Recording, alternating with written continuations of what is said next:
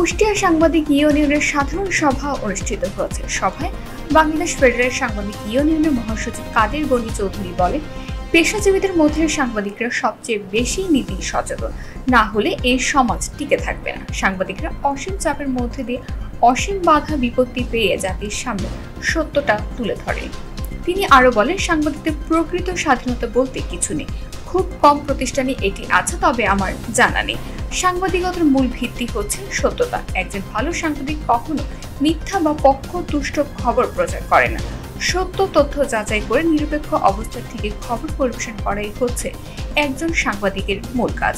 এর বাইরে যারা করে তারা কোনো অর্থে সাংবাদিকের সংখ্যার মধ্যে পড়ে না।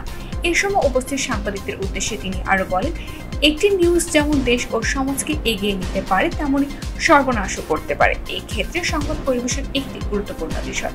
নিরপেক্ষ, বস্তুনিষ্ঠ, সত্যনিষ্ঠ খবর সমাজে শান্তি আনে, আর মিথ্যা খবর সমাজে শৃঙ্খলাকে ধ্বংস করে।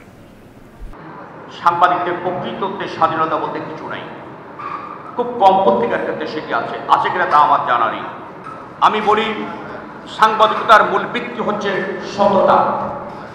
একজন ভালো সাংবাদিক কখনো মিথ্যা বা পক্ষতুষ্ট খবর প্রচার করে না।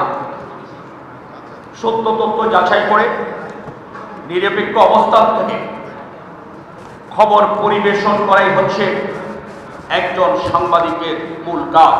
এর বাইরে যারা করেন তারা কোনো অর্থেই সাংবাদিকের সংজ্ঞার মধ্যে পড়তে পারেন না।